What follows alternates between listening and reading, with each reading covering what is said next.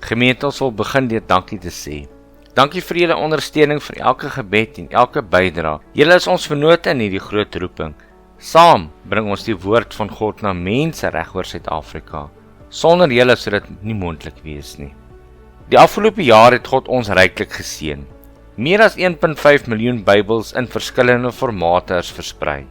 298.600 Bybels is direk verbind aan ons missie. Meer as 17.000 mense wat nie 'n Bybel kon bekostig nie, het een gratis ontvang van gemeentes, gevangenisse tot en met graad 7 leerders. Meer as 1.2 miljoen digitale Bybels is gratis afgelei en belangrike vordering is gemaak in verskeie Bybelvertalings.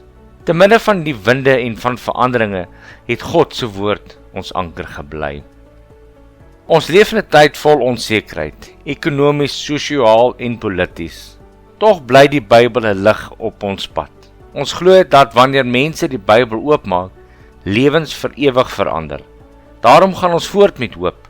Hoop in Christus, hoop in sy woord en hoop vir ons land en gemeentes. Gemeente, ons het 'n groot droom vir die komende jaar, om 1000 nuwe donateurs te werf. Dit sal ons in staat stel om nog meer Bybels in die Noord-Kaap uit te deel aan mense wat dit nie kan bekostig nie.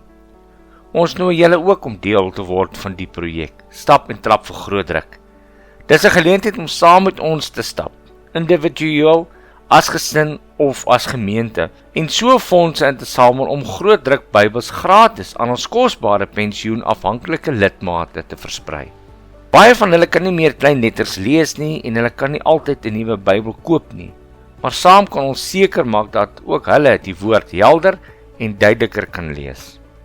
Elke gemeente is kosbaar, elke lid is vir ons kosbaar, elke donateur is vir ons kosbaar, en enigiemand kan leiding neem om so 'n projek in julle gemeenskap en selfs binne in julle kerk te dryf. Word 'n donateur, stap saam, gee die woord, 'n Bybel in elke hand, God se woord in elke hart. Gemeente, dankie dat julle saam met ons hierdie reis stap. Mag God se woord altyd die anker en die lig in julle lewe wees. Ons sien uit om saam met julle die pad vorentoe te stap. Goeie nuus vir almal en vir altyd.